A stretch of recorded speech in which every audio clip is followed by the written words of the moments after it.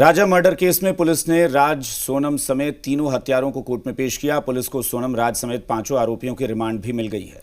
अब सवाल यही कि आखिर सोनम ने शादी के बाद राजा को क्यों मारा? अगर पसंद नहीं था तो शादी क्यों की? कैसे सोनम और राज ने मिलकर पूरी हत्या की स्क्रिप्ट लिखी? शिलांग पुलिस ने सोनम, राजा समेत सभी आरोपियों से कई सवाल जवाब किए और पुलिस पूछताछ में जो खुलासे हुए वो हैरान कर देने वाले हैं। पुलिस के मुताबिक जब आरोपी राजा को बेरहमी से मार रहे थे तब सोनम रघुवंशी मौजूद थी। पुलिस ने इंटेरोगेशन के दौरान सोनम से कई सवाल किए। पुलिस ने सोनम से पूछा कि क्राइम सीन तक कैसे पहुंचे। इस पर सोनम ने बताया कि वो राजा के साथ स्कूटी पर पहुंची थी। पुलिस ने सोनम से वारदात वाली जगह पूछी। सोनम ने वाइसाडोंग फॉल्स जवाब दिया। पुलिस ने पूछा कि राजा पर पहला वार किसने किया। इस पर सोनम ने आरोपी विशाल चौहान का नाम लिया। हत्या के बाद राजा के शव को कहां फेंका? सोनम बोली पहाड़ी से नीचे। पुलिस ने पूछा क्या राज कुशवाहा उसे ब्लैकमेल कर रहा था? सोनम ने मना किया। पुलिस ने पूछा कि राजा की हत्या के बाद कहां रुकी? सोनम बोली वो वापस इंदौर राज के पास आ गई थी। हनीमून पर शिलांग जाने का प्लान किसने बनाया? सोनम ने कहा मैंने। अगर राजा पसंद नहीं था तो शादी से मना क्यों नहीं किया? सोनम ने बोला कि राज से शादी के लिए घर वाले नहीं मानते। इसके अलावा पुलिस ने सोनम के प्रेमी राज कुशवाहा से भी कई सवाल किए। पुलिस ने राज कुशवाहा से पूछा कि मर्डर का प्लान किसने बनाया। इस पर राज ने सोनम और अपना नाम लिया। पुलिस ने पूछा राजा को क्यों मारा? राज बोला सोनम और मैं साथ रहना चाहते थे। पुलिस ने पूछा क्या मर्डर के वक्त शिलांग थे? राज बोला नहीं, मैं इंदौर में था। पुलिस ने पूछा क्या तुम किलर्स को जानते हो? राज ने हाँ में जवाब दिया। फिर पुलिस ने पूछा क्या हत्या के बाद 25 मई को सोनम इंदौर आई थी? राज ने हाँ में जवाब दिया। पुलिस ने पूछा इंदौर में सोनम कहाँ रुकी थी? राज ने बोला किराए का घर लिया था। फिलहाल पुलिस हर सवालों की कड़ी जोड़ रही है ताकि जल्द से जल्द आरोपियों को सजा मिल सके। एक और राजा के मर्डर मामले में आरोपियों से पूछताछ हो रही है तो वहीं दूसरी ओर ये मर्डर मिस्ट्री सुलझने की बजाय उलझती भी जा रही है। अब इस केस में राज, सोनम और कातिलों सहित 5 किरदारों के अलावा एक छठे किरदार की एंट्री हो गई है। क्योंकि इस मर्डर में शामिल सभी किरदारों को पुलिस पहले ही गिरफ्तार कर चुकी है। इसी बीच पुलिस जांच में एक ऐसा बैंक अकाउंट सामने आया है जिसमें इन आरोपियों के अलावा लाखों का ट्रांजैक्शन हुआ था। पुलिस जांच में पता चला कि राजा के मर्डर के दौरान 4 बैंक अकाउंट में पैसे ट्रांसफर हुए थे। उनमें से 3 आरोपी विशाल सिंह चौहान, आकाश राजपूत और आनंद कुर्मी गिरफ्तार हो चुके हैं। चौथा अकाउंट जितेंद्र रघुवंशी के नाम पर मिला। जितेंद्र रघुवंशी देवास का रहने वाला है। जितेंद्र रघुवंशी के नाम पर बैंक अकाउंट मिला और जितेंद्र के अकाउंट में भी लाखों का ट्रांजैक्शन हुआ था। सूत्रों के मुताबिक सोनम रघुवंशी जितेंद्र के संपर्क में थी।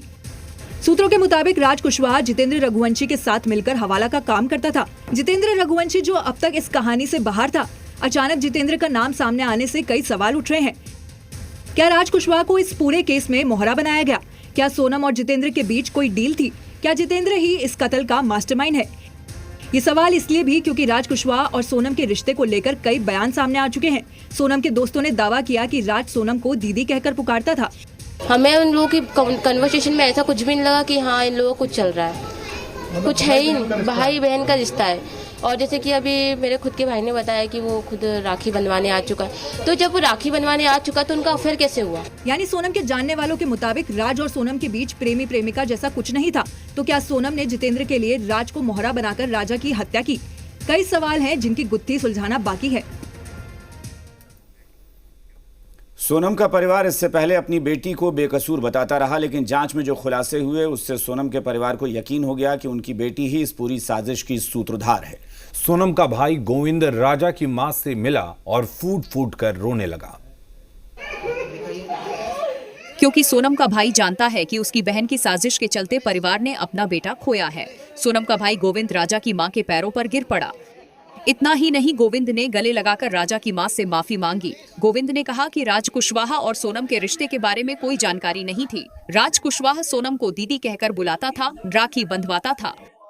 मैंने पूछा, उसने मना करा है, मगर उसके जो मैं 2 मिनट में जो समझाऊं वो इतना ही समझ पाया कि उसने करा है। और मैंने सबसे पहला कॉल विपिन जी को करके फाइनल बोल दिया कि साहब इनने गुनाह करा है, मुझे इनने मना कर दिया है, मगर उनने गुनाह करा है। हमेशा 24 घंटे सिर्फ दीदी दीदी बोलता था। ये कि उसके राज की जो घर वाले हैं, उसकी बहन माँ वगैरह, वो भी यही बयान दे रहे हैं शायद। तो दीदी ही बोलता था। और दूसरा, राखी बांधते थे ये 3 साल से, और मेरे खुद घर में हम दोनों साथ में बैठ के राखी बंधवाई है। तो मुझे पलटने में ऐसा कोई नहीं है, मैं सत्य के साथ हूँ। और इस केस में वकील मेरी तरफ से रहेगा, इस परिवार की तरफ से रहेगा। अगर पुलिस ने बयान दिया है और सोनम ने कबूल कर लिया है तो इसके पहले मैं आपसे बोल चुका हूँ कि सोनम गुनहगार है। गोविंद ने भरोसा दिलाया है कि सोनम अगर गुनहगार है तो उसे फांसी होनी चाहिए। रो रहा था क्योंकि ना उनको राजा का बहुत दुख है, सोनम का कोई पछतावा नहीं है। अगर सोनम ने गलत करा है तो वो गलत है। एक और सोनम और राज के बीच भाई बहन वाली कहानी आ रही तो वहीं दूसरी ओर राज कुशवाहा और सोनम की एक फोटो वायरल हो रही है। सोनम और राज के बीच क्या रिश्ता था, इस तस्वीर से समझिए। तस्वीरों में सोनम और राज काफी खुश दिखाई दे रहे हैं। तस्वीर खुद सोनम ने इंस्टाग्राम पर अपलोड की थी।